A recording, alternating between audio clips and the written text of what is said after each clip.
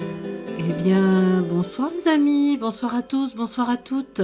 J'espère que vous allez bien et j'espère que votre chemin de conscience et d'unification homme-esprit est fluide et joyeux. Me voilà de nouveau en déplacement pour animer des rencontres en face à face. L'année 2023 est riche de séminaires, regards de vérité et assemblées de guérison un peu partout dans le monde francophone. Si bien que les assemblées vécues en direct sur YouTube sont, elles, plus rares, vous l'avez remarqué. Toutes mes activités sont décrites sur mon site internet Unité Je suis et je vous invite à aller le voir pour consulter le calendrier et connaître les dates et lieux des rencontres que j'anime si cela vous intéresse. J'aime d'ailleurs beaucoup ces moments où nous nous voyons, nous nous parlons, où nos atmosphères se mêlent. Donc profitons-en, tant que nous pouvons nous rencontrer de cette manière, c'est juste génial. Alors, malgré ces pérégrinations, j'essaye d'être présente au rendez-vous de 20 heures auquel beaucoup d'entre vous aimaient participer. Merci d'ailleurs de le dire aussi souvent dans les commentaires que vous postez. Et pour ces jours où je ne peux pas animer d'émissions en direct, je fais de mon mieux pour proposer un enregistrement. Il y a d'une part des enregistrements de séquences collectives des rencontres que j'anime, et il y a d'autre part des enseignements et messages reçus en 2019 avant que je n'ouvre l'antenne YouTube et qui présentent encore un grand intérêt pour la compréhension de la période que nous vivons actuellement. Alors, la vidéo que vous allez regarder maintenant a été réalisée par Franck Guillot, Franck, que je remercie vivement pour son implication dans la réalisation de ces podcasts, de ces émissions. Je vous invite au passage à aller à la rencontre de Franck par son site notre-nouveau-monde.fr dont le lien est en description. Je vous souhaite une très bonne écoute et je vous retrouve juste à la fin de cet enregistrement. À tout de suite.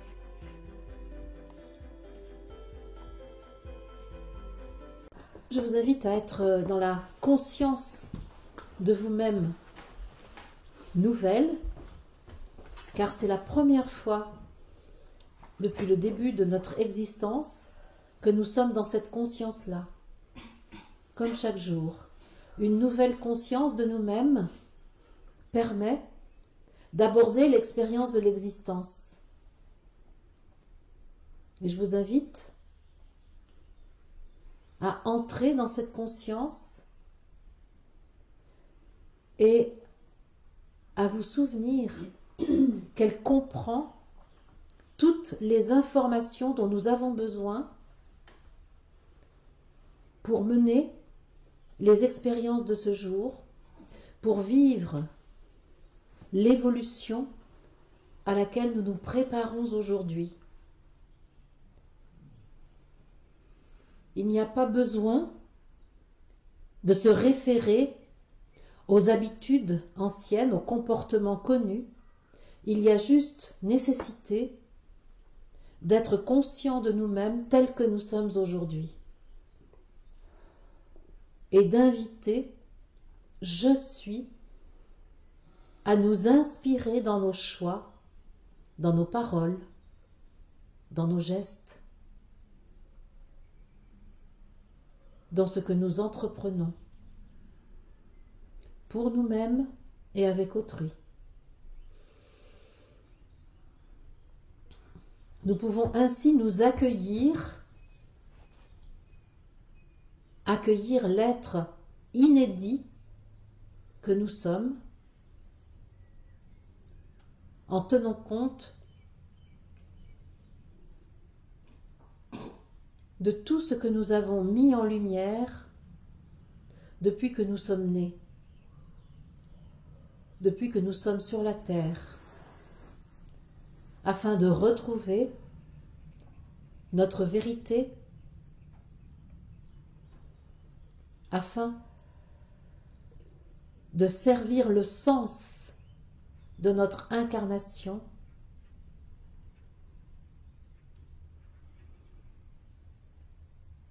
afin de nous diriger vers le point d'unification de l'homme et de l'esprit que nous sommes.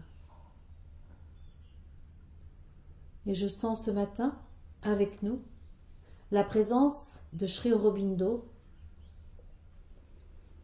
qui vient nous confirmer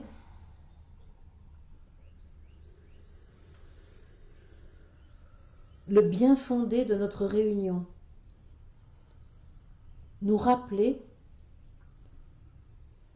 que la rencontre organisée ici a sa place dans l'évolution de l'humanité tout entière. Comme vous le savez, je suis investie de la responsabilité, avec d'autres, d'organiser les rencontres humaines que vous vivez sur la Terre. Et c'est toujours, pour moi, de là où je suis aujourd'hui, une grande joie que de voir les maîtres que vous êtes avoir dit oui à l'invitation entendue de venir constituer une assemblée dédiée à l'avènement de la vie divine sur la terre.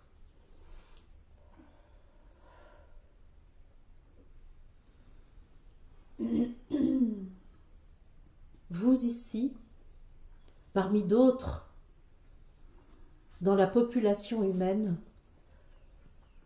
vous êtes concernés par la conscience de l'éternité de l'espèce humaine nouvelle qui est appelée à surgir, à émerger de l'espèce actuelle. Il n'est pas nécessaire d'être un expert en biologie, en médecine, en sciences, de quelque domaine qu'il soit. Il est demandé à chacun de vous d'être dans la conscience cellulaire de votre corps de chair afin de le délivrer de l'emprise de l'être psychique qui, depuis des siècles sur la terre, a emprisonné l'esprit.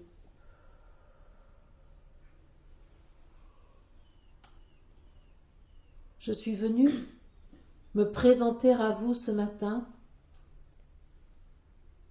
pour que vous puissiez, si vous le désirez, reconnaître l'importance de votre action ici, pour que vous puissiez vous-même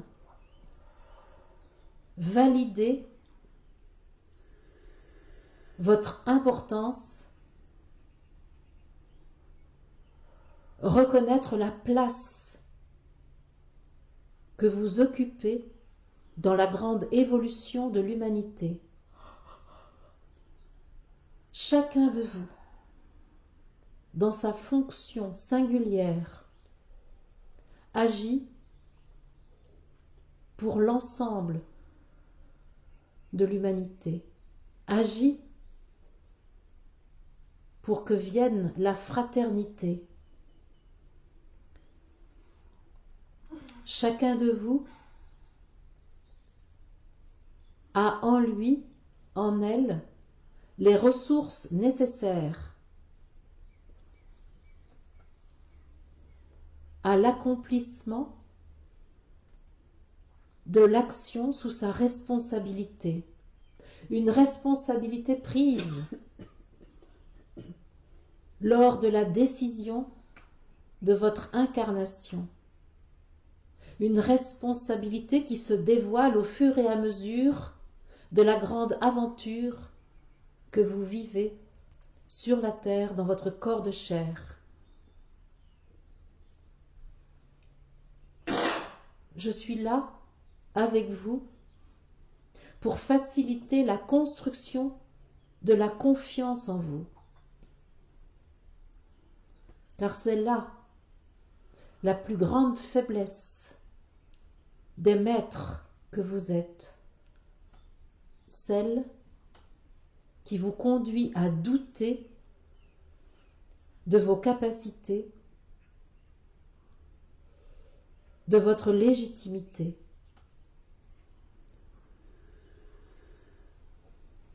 Vous pouvez, si vous le souhaitez, vous relier ici et maintenant à ma présence subtile au centre de votre assemblée pour bénéficier de ce que j'émets et renforcer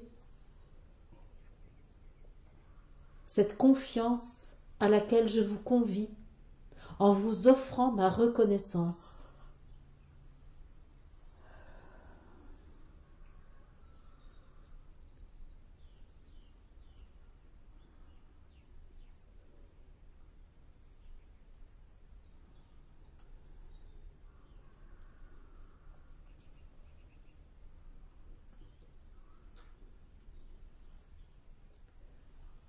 Pour ceux qui le désirent, je me propose d'accompagner tout au long de cette journée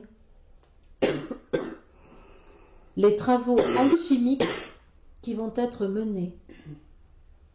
Je me propose de soutenir le maître que chacun est dans la conduite de sa transmutation, de l'actualisation de son potentiel divin dans le corps de chair et ainsi d'avancer dans la libération de l'otage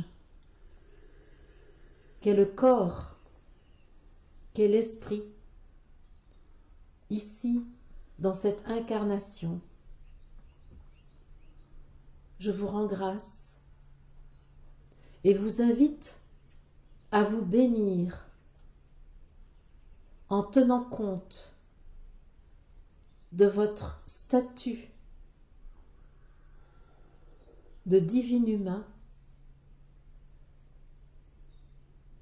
qui a la capacité d'activer en lui le sacré afin que l'esprit se mette au premier plan de votre vie. Je vous remercie. Quelqu'un m'a demandé hier de rappeler mes codes de vocabulaire, parce que c'est vrai que vous êtes un certain nombre à avoir l'habitude d'entendre ce que je transmets, mais pas tout le monde. Et donc, je vais juste rappeler ce que je signifie lorsque je parle de « je », lorsque je parle de « je suis » et lorsque je parle de la psyché. Comme ça, ce sera peut-être remis en évidence. Lorsque je parle de « je parle du « je » que nous utilisons à longueur de journée pour dire « je vais aller de l'autre côté » ou « je vais aux toilettes » ou « je décide d'aller chercher mes fraises ». C'est exactement ce « je » là, c'est-à-dire cette part de nous qui a conscience de quelque chose et qui prend une décision liée à cette conscience.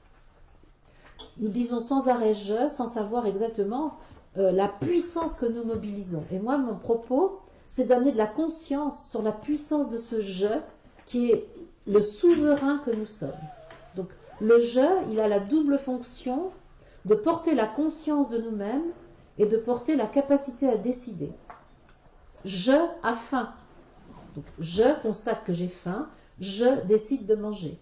C'est exactement ce jeu-là. Je a conscience des besoins d'énergie pour mon corps, je décide d'apporter de l'énergie à mon corps. C'est ce jeu-là. C'est pas un jeu ésotérique, c'est le jeu opérationnel de tous les jours. Mais ce qui est important, c'est de se souvenir que ce jeu est ce qui manifeste que nous sommes conscients et que nous prenons une décision. C'est ce jeu-là. Et ce qui est intéressant, c'est de l'activer avec la conscience de ce qui est. Justement, le support de la conscience et de la décision. La caractéristique de ce jeu, alors là, on va entrer dans quelque chose de plus occulte, je vais dire, c'est que le jeu n'a pas d'autre témoin que lui-même. C'est ce que j'appelle le côté auto-réflexif du jeu. Le jeu ne peut se reconnaître que lui-même. Si vous pouvez reconnaître mon jeu, mais ça ne va pas m'aider. Parce que en fait, ce qui compte, c'est que je me reconnaisse moi-même et que je reconnaisse que justement ce je est bien l'outil du souverain que je suis. Et il n'y a que je qui peut se reconnaître lui-même. Tous les signes de reconnaissance accordés à je, nous n'allons pas les greffer en nous. Nous allons avoir un miroir de ce que nous sommes par les signes de reconnaissance des autres, mais l'intériorité du je, il n'y a que nous qui pouvons la toucher. Pour ça, c'est la petite cerise sur le gâteau. Si c'est trop compliqué, vous laissez cette partie-là de côté, c'est pas un problème. Parce que ce que moi je propose dans nos groupes, c'est justement de renforcer le je. S'il y a bien quelque chose qui pourrait résumer ce que je propose actuellement, c'est le renforcement du je. Et toute notre société vise, par la légende humaine qui la caractérise, à diminuer, à inhiber la force du je. Ça, c'est hyper important. Et c'est pourquoi il y a tant de mouvements spirituels qui dénient l'existence du je et qui disent que le je est égotique. Ce qui est absolument l'inverse, parce que le je est là pour maîtriser le système d'identification et parvenir à l'union avec le divin que nous sommes. Alors que le je égotique se laisse remplir des rôles humains que nous tenons dans la société. Et c'est tout l'inverse. Et justement, quand le je n'est pas reconnu et ressenti par une personne, on peut voir dans son comportement un besoin presque compulsif de ramener sa fraise tout le temps. Mais ça, c'est parce que le je n'est pas reconnu. Quand le je est parfaitement reconnu, il n'y a pas besoin de s'imposer en permanence. Il y a quelque chose qui sait l'identité. Et le je, très important aussi, est le gardien de notre identité vraie. Pas le gardien de l'identité humaine. C'est cette instance de nous, c'est celle qui va permettre de dépasser toutes les identités humaines pour toujours revenir à ce que nous sommes de toute éternité. Et c'est le gardien de l'incarnation. C'est le je qui va faire que je peux passer du corps d'un bébé au corps d'un vieillard en étant consciente que c'est la même entité spirituelle qui est là. C'est pas rien. C'est le gardien de l'identité de la personne incarnée.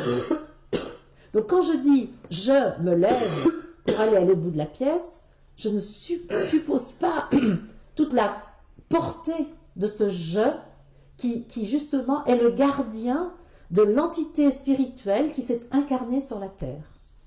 Lorsque ma grand-mère va mourir, c'est son « je » qui est le gardien de tout ce qu'elle a vécu et de ce qu'elle emporte avec elle. C'est formidable, non? Donc ce « je », il est hyper important. Dans l'histoire du Covid, ce qui est génial, c'est que le narratif et l'organisation des institutions visent essentiellement à inhiber le « je ». J'en ai parlé hier un petit peu, je le confirme. Et ce qui pour moi est vraiment marquant, c'est que quand on arrive collectivement à une étape où il y a un tel besoin d'inhiber le « je » par les institutions qui nous dirigent, c'est que le « je » est devenu très fort. Parce que sinon, il n'y a pas besoin de le combattre. Mon expérience du « je », personnellement, je l'ai vécue en janvier 2015, le 11 janvier 2015. C'est un moment très précis que j'ai souvent raconté, mais je vais le redire, parce que c'est très lié à l'histoire collective. Le 11 janvier 2015, c'est un moment où il y a la manifestation « Je suis Charlie ». Et moi, je ne comprends pas ce qui m'arrive, mais ce jour-là, je suis toute seule dans une maison qu'on m'a prêtée, et je suis scotchée par il y a du soleil dans ce jour-là, il y a du soleil, et je suis, comment dire, presque enveloppée ou remplie, un peu contrainte à l'inertie, parce que le soleil s'empare de moi d'une certaine façon. Et quand je sors de ma torpeur, j'écris une lettre à tous les abonnés à l'époque de ma newsletter qui s'appelle « Je suis ce que je suis », parce que tout à coup j'ai compris que la manifestation « Je suis Charlie » était de nouveau une offensive des forces qui s'opposent à l'amour pour essayer de faire en sorte que les citoyens ne se voient pas comme des individus responsables d'eux à part entière, mais comme des moutons d'un troupeau. Il fallait que tout le monde soit pareil. Et d'ailleurs, j'ai eu avec cette lettre les pires insultes que j'ai jamais reçues, mais de même que j'ai eu les plus beaux hommages que j'ai jamais reçus. C'était déjà le clivage qui se préparait pour quelques années plus tard avec ce qu'on a connu avec le Covid. C'est-à-dire que la force du diable consiste à nous réduire à un matricule, à un QR code, à... Tu peux venir ? Donc, la force du diable voudrait que nous soyons une goutte d'eau dans l'océan, indifférenciée dans l'océan. La puissance du « je suis » veut que nous soyons une facette du diamant et que nous soyons singuliers, uniques, et que nous soyons une facette qui laisse passer la lumière d'une façon absolument inimitable. Parce que nous sommes une information spécifique du divin. Nous sommes de la même substance et pour autant nous portons la responsabilité singulière de faire croître le divin, notamment dans notre incarnation. Et donc voilà, ça c'est pour parler du je. Je suis peut-être allée un peu loin, mais j'espère que je vous ai éclairé. J'ai une petite question. Comment tu le nommes alors le jeu égotique? Eh bien, de la même manière. Parce que c'est pas séparé. C'est le je va choisir soit de se laisser remplir des identifications humaines qui le ramènent à ce qu'on appelle le je égotique, soit de se laisser remplir par le Graal, en tant que Graal du je suis. Et donc c'est pour ça que c'est la même chose. J'ai pas besoin de les dissocier, parce qu'en fait c'est la même personne qui dit je. Tu vois? Et c'est ça l'unité. L'unité, ça consiste à ne rien mettre à la poubelle, mais à toujours intégrer dans le maître que je suis. Je n'ai rien à jeter. Sur l'île déserte, elle peut tout emporter. Non, comment c'est? Il n'y a rien à jeter. Bon voilà, j'ai raté mon coup avec Brassens. Ah là là, heureusement, j'avais pas le rêve d'être chanteuse. Hein, parce que... Tout est bon chez elle, il n'y a rien à jeter. Sur l'île déserte, elle peut tout emporter. Eh bien ça, j'adore cette chanson à cause de ça. Tout est bon chez nous, il n'y a rien à jeter. Sur l'île déserte, je peux tout emporter, car tout peut se transmuter. Tout est créé par l'esprit. Et c'est la gestion que j'en fais qui lui redonne sa nature spirituelle ou qui la laisse dans une vision limitée et humaine des choses. C'est pour ça qu'il n'y a pas deux mots. C'est génial, non? J'adore. Là, je suis trop contente pour ça. Alors, donc, je vous ai parlé du je. J'utilise aussi beaucoup « je suis », que je donne en équivalence avec le moi divin, l'être divin que nous sommes. Alors, les grands initiés, probablement des grandes écoles spirituelles, vont vous faire des étages, des nuances dans le divin.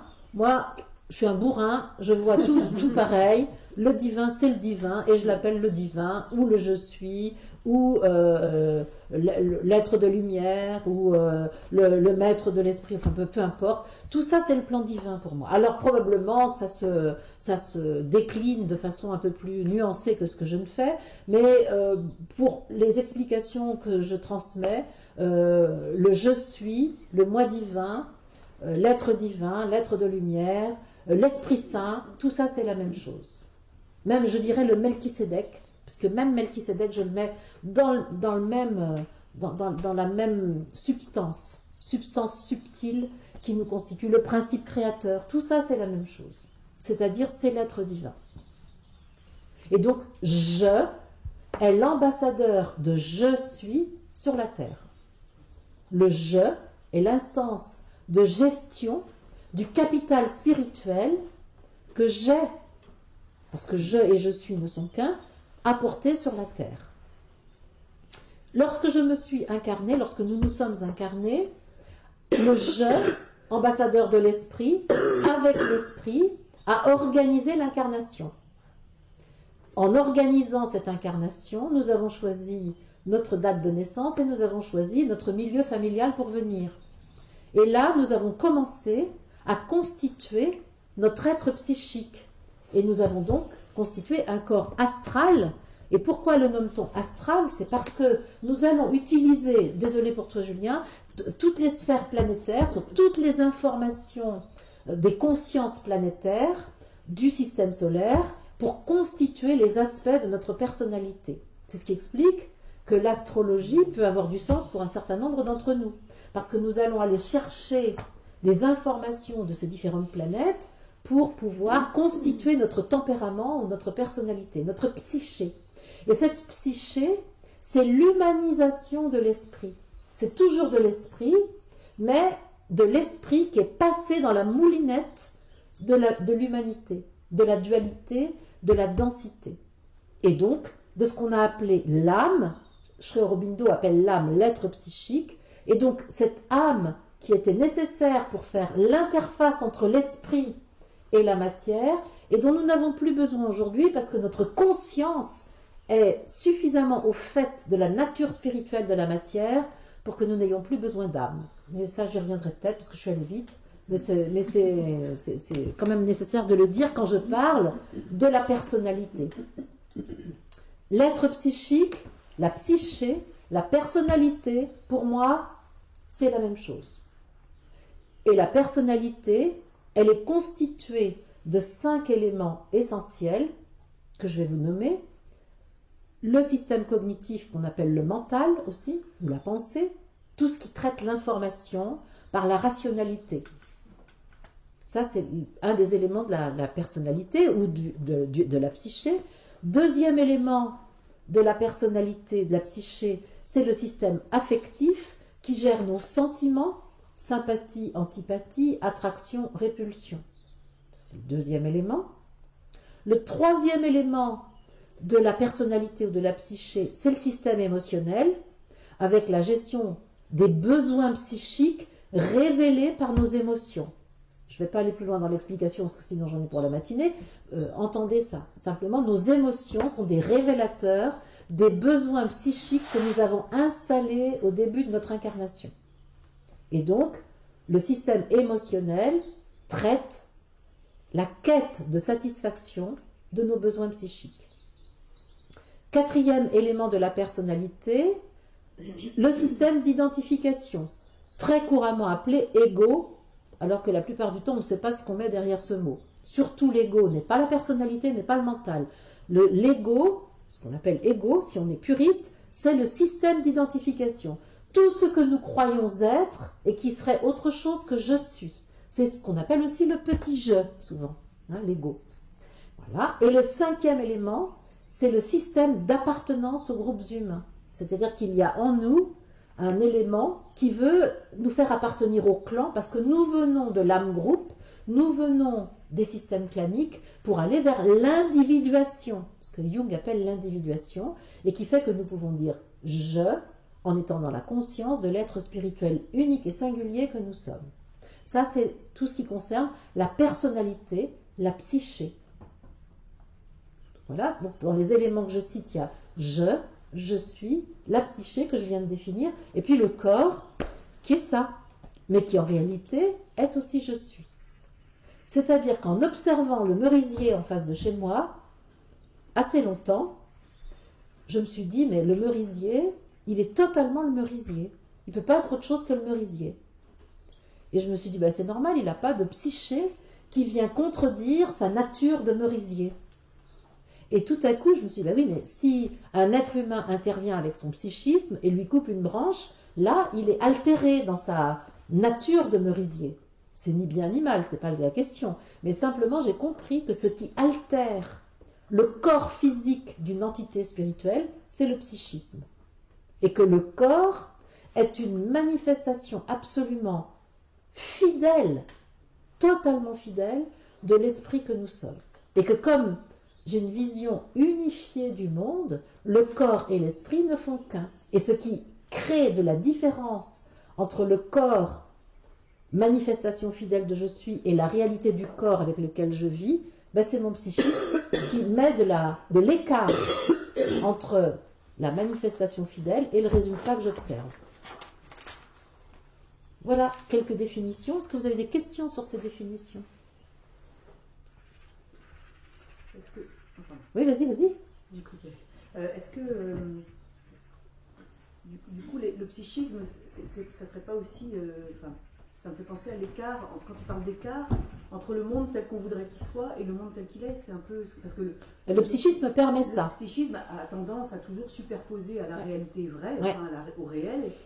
une réalité, une autre réalité souhaitée, enfin désirée, et qui n'est pas... Et ça, c'est parce qu'à un moment, quand l'être humain s'est doté d'un psychisme, et notamment de la pensée, qui est le reflet de l'esprit, la pensée s'est positionnée en rivalité avec l'esprit très rapidement. Si on voit ça sur une échelle de temps, ce qui est probablement très impropre, mais c'est plutôt un empilement de conscience. À un moment, sur un millefeuille, par exemple, où on est sur la feuille de la pensée installée, eh bien, la pensée s'est dit « Ah, mais moi, je vais être calife à la place du calife. En fait, je vais vouloir être plus forte que l'esprit. » Et c'est comme ça que la pensée crée un monde parallèle au réel. Je suis tout à fait d'accord avec ça. Et qu'il appartient au maître, ce je, et grâce au fait que nous avons un je, une conscience, nous pouvons gérer la relation entre le psychisme et le corps, et autrement dit, la relation entre l'esprit et la psyché. C'est ça qui est intéressant. Et quand je suis attentive à mon corps, je suis reliée à l'esprit que je suis, et je deviens progressivement le maître de ma psyché. Pas un censeur, mais le maître éclairé de ma psyché, de mon être psychique, de ma personnalité. Et donc de ma pensée, qui est un des éléments de la personnalité. Mais la pensée, n'oublions jamais, veut se positionner comme étant à l'origine de tout. Et le paroxysme de ça, c'est Darwin. Moi j'adore Darwin, il est formidable Darwin. Lui il nous dit, un jour il y a eu des cellules, tout ça, la vie est apparue, on sait pas, comme ça on ne sait pas d'où ça vient. Puis un beau jour, c'était tellement beau dans cet amas de cellules que la conscience est apparue. Alors là s'il y a bien quelqu'un qui est vraiment présomptueux, ben, c'est celui qui croit que la conscience, la vie sera apparue de la matière et la conscience en plus sera apparue après dans la complexité de la matière. Alors ça, moi je dis bravo, le gars il fallait oser quand même. Hein. J'ai toujours un peu peur, Julien, quand tu es là. Non mais c'est bien, je trouve formidable que la caution scientifique de tout ce que je fais. Donc voilà. Et bien, ce qui est génial, mais c'est là où on voit la puissance du diable. Quand je dis diable, attention, c'est pas un personnage extérieur à nous, c'est cette puissance diviseuse que nous portons en nous, cette puissance qui veut maintenir la dualité en nous. Parce que le diable, c'est la dualité. Et donc, c'est ce qui veut maintenir la dualité. Et c'est là où c'est génial, c'est comment, à un moment, une théorie apparaît et s'impose dans toutes les institutions de l'Occident. En tout cas, je ne sais pas comment c'est ailleurs, mais en Occident, la théorie darwinienne, on ne peut même pas envisager un seul instant de la remettre en question. Donc, ça veut dire que, bon, moi évidemment, mon point de vue, c'est que la conscience préexiste à toute la création. La conscience, l'intelligence divine existe avant sa manifestation. Il y a une sorte de chronologie, ce qui est impropre, hein, parce qu'en même, c'est pas une chronologie. Pour moi, tout ça, ce sont des superpositions. Donc, c'est un peu compliqué, mais disons-le en termes de chronologie. On pourrait dire la conscience préexiste à la création. Ça, c'est ma conviction. Et j'œuvre pour que la conscience du principe prenne toute sa place dans la création. C'est pas qu'il y en a un qui doit s'éliminer pour l'autre, mais que la création et la créature que nous sommes soient totalement en phase avec le créateur que nous sommes. Et que la création soit dans la perfection du créateur que nous sommes. Qu'aujourd'hui, on ne peut pas dire que c'est dans la perfection, on tousse, on a mal aux pieds, on a des petits bobos partout. Ça, c'est pas dans la perfection du créateur. Et donc, par rapport à la pensée, ce que tu disais, c'est intéressant parce que moi, je fais une grande différence entre la perfection et l'idéal. Et la pensée, ce qu'elle nous donne, c'est des idéaux. Alors que l'esprit, ce qu'il nous donne, c'est de la perfection. Et il y a une très grande différence entre la perfection et l'idéal. L'idéal vient du système cognitif, de l'idée, tandis que la perfection vient du divin.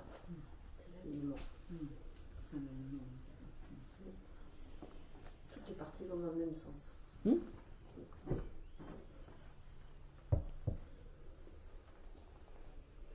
Merci de votre attention. C'est passionnant. Tu as enregistré là ? Oui. Parce que ça se réécoute. Hein.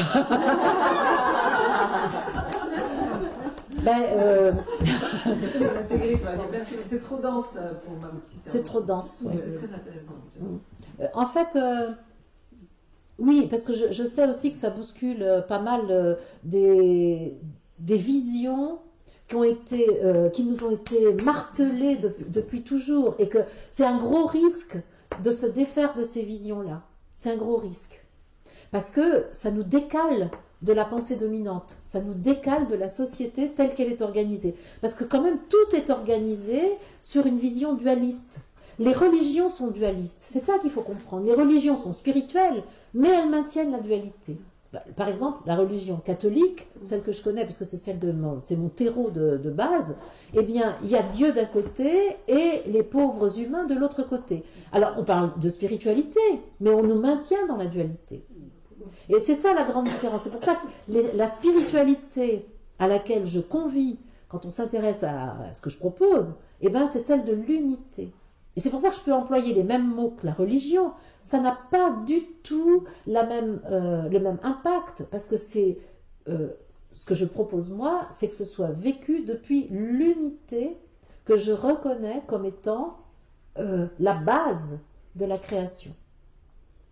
Mais les religions sont dualistes. Et beaucoup de mouvements spirituels continuent d'être dualistes. Vous avez les galactiques d'un côté, vous avez les portails organiques de l'autre. Mais c'est absolument incroyable comment même la spiritualité moderne, où on nous dit qu'on est des souverains, nous continue de nous taper sur la tête pour rester dans la dualité. Et actuellement, c'est très, très, très fort.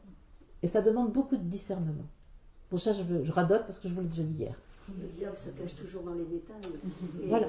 En fait, même s'il y a beaucoup de choses qui peuvent être intéressantes, voire même vraies, oui. Il suffit qu'il y ait un détail qui est faux, qui était... Exactement. Et que ça dévie tout. Absolument. Et c'est ça, et c'est là où le diable est très fort, c'est qu'il nous amadoue. Et il cherche qui, le diable, actuellement? Il ne cherche pas les gens qui ont une vision matérialiste du monde. Il cherche...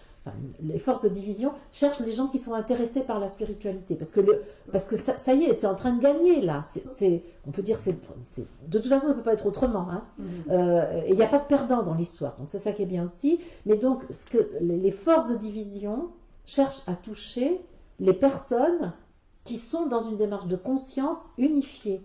Et évidemment que c'est chez nous qu'on vient chercher. Et donc qu'est-ce qu'on fait? Dans un premier temps, on nous amadoue avec des discours qui sont en phase avec ce que nous savons et avec ce que nous ressentons. Tac, tac, tac. On est un peu endormi parce que, ah ouais, c'est comme moi. Ouais, elle parle bien celle-là. Génial. Et puis, clac, la petite information qui altère, qui dénature le propos. Et là, ça y est, on a été emporté. Et on ne se rend plus compte, mais on peut facilement adhérer ensuite à des propos dualistes. C'est comme quand on est à la barre d'un navire. Hein, il suffit qu'il y ait 1 degré de différence sur le cap pour qu'on arrive simplement éloigné de l'endroit où on voulait aller. En fait, c'est ça. Et c'est ça qu'ils font. Et c'est pour ça que le discernement, alors ça c'est un des attributs du je, c'est le discernement, hein, parce que c'est la conscience et la décision. Et le discernement, il est très important. Et dans le corps, le discernement, ce sont les intestins. Donc ça, si on veut accroître son discernement, il y a vraiment une technique toute bête, hein, c'est d'être dans la conscience de ce que font les intestins. Et à chaque fois, dans un processus de digestion, eh bien, on renforce son discernement. C'est intéressant de le voir aussi basique que ça. Mais du coup, comment tu définis la conscience? Ah, ce que je sais de moi et du monde. C'est pas compliqué. Hein. Moi, j'ai une définition basique. Il ne faut pas aller chercher chez les filles. Ce que je sais de moi et du monde. D'accord. C'est simple, hein? Ouais. Ouais, ben j'adore. Quand c'est simple, c'est que c'est ok pour moi. Ce que je sais de moi et du monde. Je trouve que ça résume tout. Après, on peut préciser, mais quand même, c'est ça, la conscience. Ce que je sais. D'ailleurs, en latin, conscience, cum scire, savoir avec. C'est ce que ça.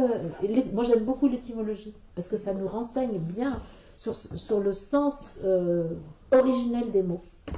Et vous aurez remarqué que j'adore les mots. Oui, et justement, en l'occurrence, moi je fais une différence entre savoir et connaissance. Oui. Connaissance. Ce avec quoi je suis né. Oui. La connaissance, ce avec quoi je suis né. Et du coup, tu mets la conscience dans le savoir. Ben oui, parce qu'il y a beaucoup d'acquis. dans la conscience, il y a beaucoup d'acquis. Et effectivement, elle va inclure la connaissance, ce avec quoi je suis née. Mais dans la conscience, il y a beaucoup d'acquis, il y a beaucoup de choses que j'ai acquises, et justement, le discernement va me permettre de savoir ce que je garde et ce que je ne garde pas. La connaissance serait plutôt la révélation de ce avec quoi je suis née, la révélation de l'esprit, et qui vient enrichir ma conscience. Ce que je sais de moi et du monde inclut la connaissance. Et quand on parle de ça, on parle aussi de la connaissance corporelle, de la mémoire corporelle, Complètement. ainsi de suite. Complètement. Ouais, d'accord. Complètement. Ouais. Mais je définis volontiers la conscience par ce que je sais de moi et du monde, parce que comme ça, je suis en phase avec l'étymologie du mot. Par contre, regardez comment en français, on a aussi mis de la confusion dans le vocabulaire. Par exemple, ça me vient à l'esprit. Totalement erroné. L'esprit n'est pas la conscience. L'esprit est la nature divine des choses. Donc, on a volontairement, je pense, intentionnellement, mis de la confusion entre la conscience et l'esprit. On devrait dire, l'esprit vient impacter ma conscience. L'esprit vient féconder ma conscience. Et donc, ça me vient à la conscience. Ça ne me vient pas à l'esprit. Me vient à la conscience une information de l'esprit. Mais donc, on confond. Justement, c'est dans cette rivalité entre la pensée et l'esprit que cette confusion des mots est arrivée. C'est juste étonnant. Et la pensée, quand tu parlais de Darwin, il y a quand même Descartes. Ah ben il a fait beaucoup aussi. Ouais. Descartes, je pense donc je suis. Oui. Absolument. Il a défini l'essence par la pensée. Parce que je suis, c'est l'essence. Parce qu'il pourrait dire je pense donc j'existe. Pas du tout. Parce qu'il y a une différence entre l'essence et l'existence. Être, c'est l'être intemporel, éternel, tandis que l'existence, c'est la manifestation de l'essence. Eh bien, Descartes, lui, il ne va pas avec le dos de la cuillère, il dit « je pense donc je suis ». Cogito ergo sum. Parce que nous ne sommes pas nos pensées, hein, en plus. Ben, alors, c'est intéressant aussi, c'était pas la PNL, hier c'était la CNV, mais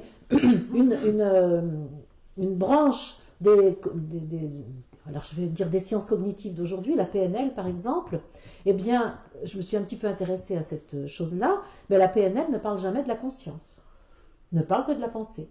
Absolument étonnant.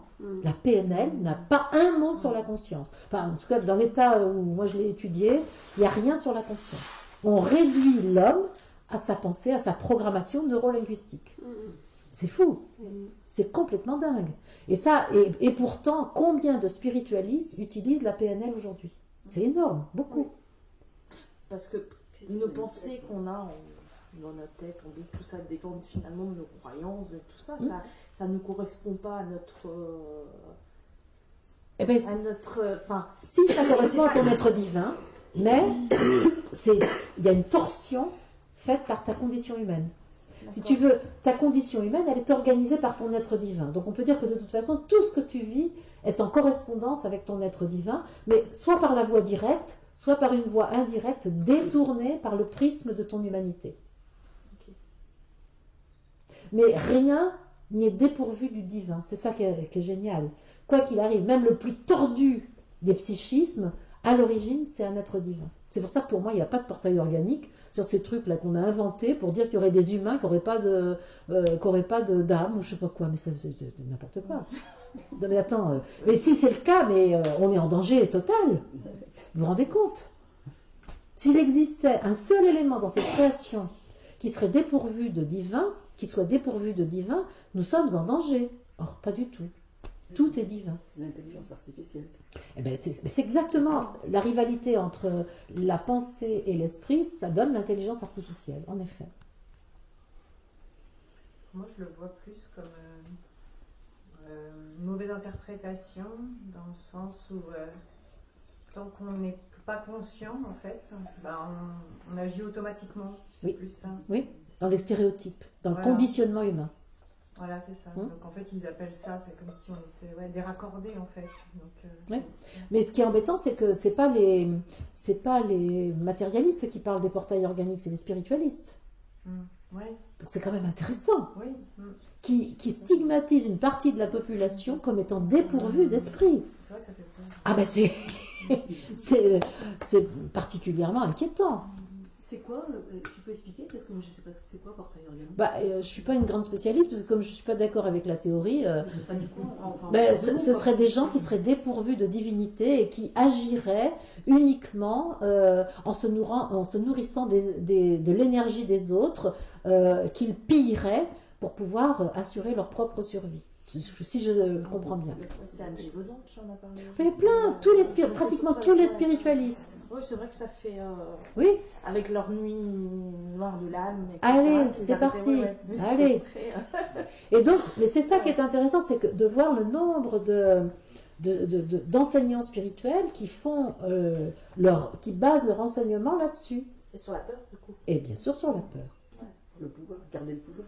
Ben, je ne sais pas quelle est leur intention, je ne suis pas allée les voir pour ça, mais en tout cas, moi, mon taf à moi, c'est d'informer que tout est divin. Voilà. Mon taf à moi, c'est d'informer que tout est divin et que le je humain a la responsabilité de révéler le divin qui est là, qui est caché, occulté et qui attend que la conscience humaine le reconnaisse. Voilà. Ça, c'est mon taf.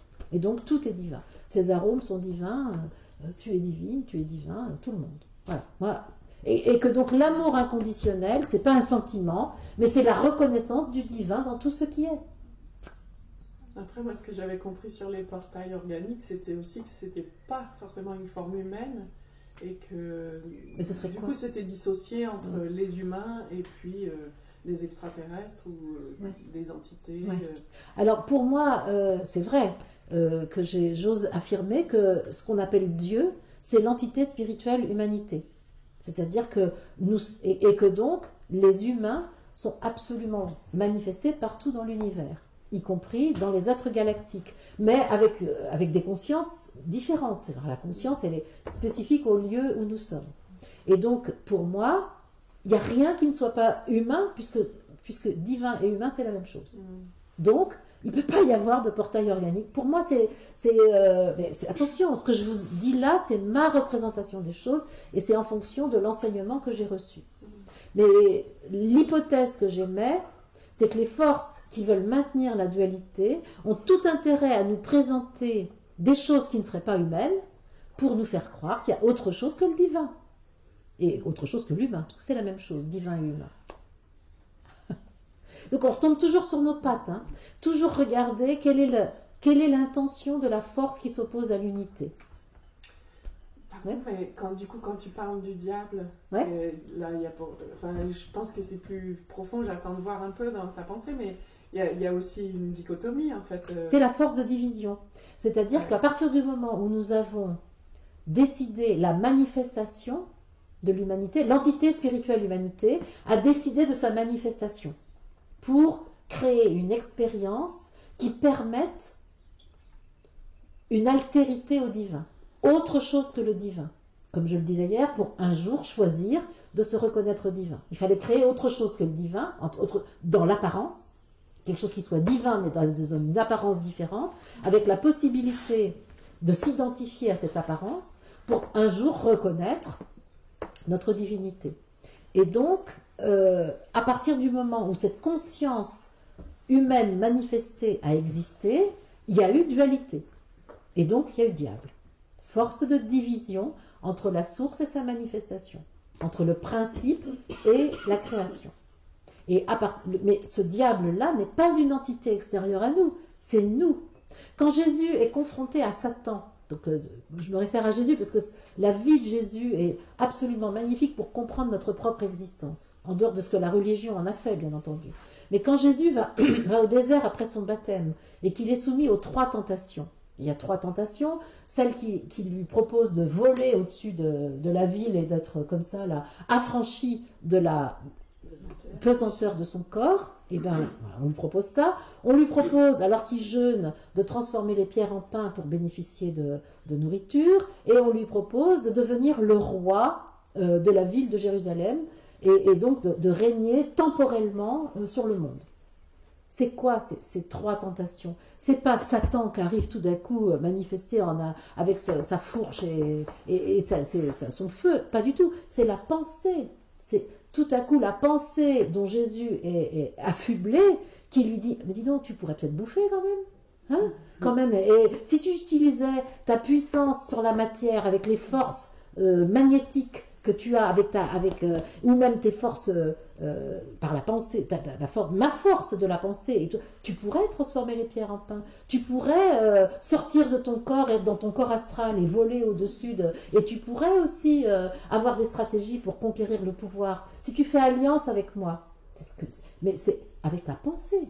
Ce qui permet ces forces de division qu'on appelle Satan, c'est la pensée que Jésus doit gérer pour donner priorité à l'esprit. Tu vois ce que je veux dire? Donc oui, bien sûr, le jour où j'ai compris que c'est la conscience que nous avons de nous-mêmes qui est le premier pas de la dualité, c'est vrai que c'était vraiment étonnant. C'est étonnant de voir que c'est la conscience qui est le premier outil de la dualité. La conscience de nous-mêmes est le premier outil de la dualité, avant même le corps. Parce que ça crée une altérité au divin. Mais qu'est-ce qu'on fait de ces pensées, justement? On les maîtrise. De ces pensées qu'on sait qui ne sont. Ouais. Et ben c'est ce truc-là. Et ben je discerne. Qu'est-ce que je veux vraiment? Est-ce que je veux être le roi de Jérusalem, c'est-à-dire avoir du pouvoir sur les autres humains, ou est-ce que je veux être souverain en mon royaume et être l'être divin que je suis, auquel cas je n'ai pas besoin de pouvoir temporel? C'est un choix. C'est-à-dire les tentations auxquelles est soumis Jésus, eh bien, lui permettent de confirmer le Christ qui lui a été donné par la grâce de Jean le Baptiste. C'est génial.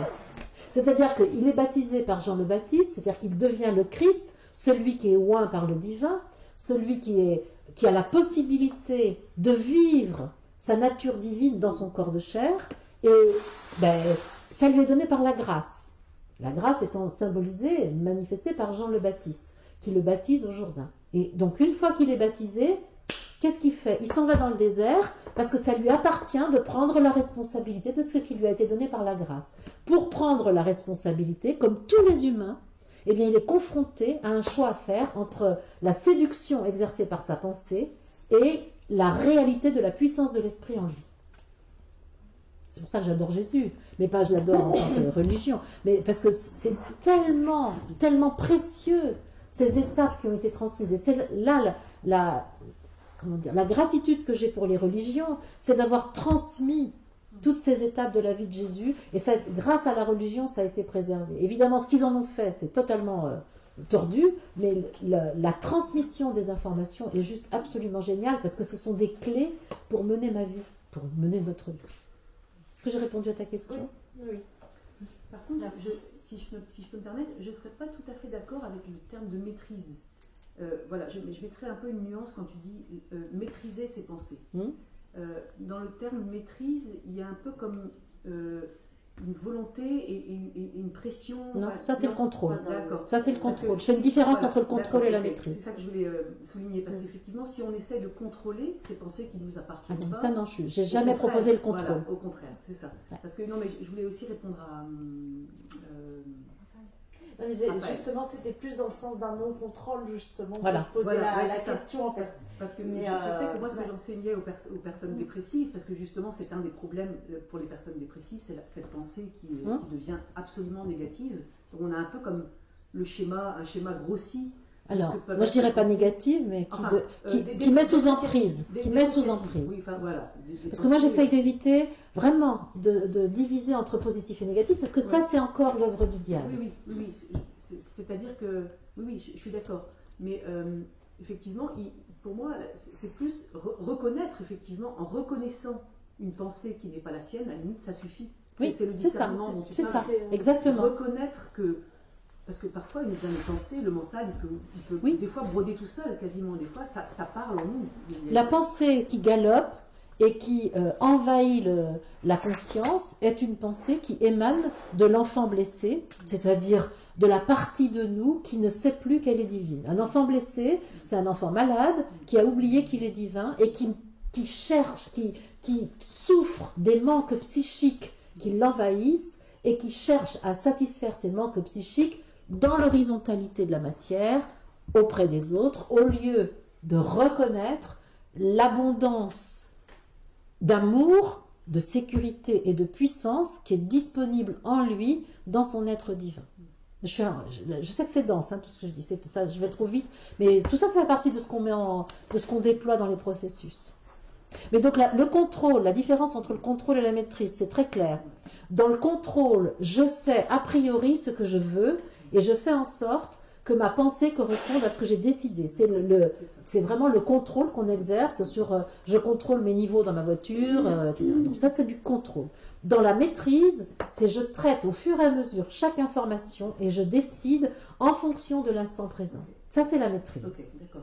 On est d'accord. Voilà. C'est le maître maîtrise. Gère en traitant les informations qui se présentent et en prenant une décision à chaque instant en fonction du présent. Ça, c'est la maîtrise. C'est pas le contrôle. Le contrôle, c'est décider à l'avance. Comme un parent qui prendrait la bonne décision pour son enfant, en fait. Comment dire, c'est plutôt comme alors moi je n'ai jamais fait de bateau, mais je dirais comme le navigateur qui tient compte de la houle, du vent et de son cap. C'est-à-dire, il a un cap, il sait quel est le sens de sa navigation et il tient compte des éléments qui se trouvent là avec lui et il compose avec les éléments tout en maintenant son cap. Moi, mon cap, c'est l'unification, par exemple. Ça, c'est mon cap. Ça, pour moi, ça guide ma vie. L'unification homme-esprit. L'unification du moi divin et de ma psyché, et de ma condition humaine, et de mon corps. Tout ça, c'est mon cap. Et donc, à partir de là, mon cap étant donné, eh bien, j'essaye de maîtriser ma vie en fonction de là où j'ai décidé d'aller, du sens que j'ai donné à mon existence, de la direction. Le sens a deux acceptions, signification et direction. Moi, je m'appelle sens haut. Donc, il me faut un sens élevé à ma vie. Donc c'est bon, j'ai trouvé mon sens élevé, c'est l'unification.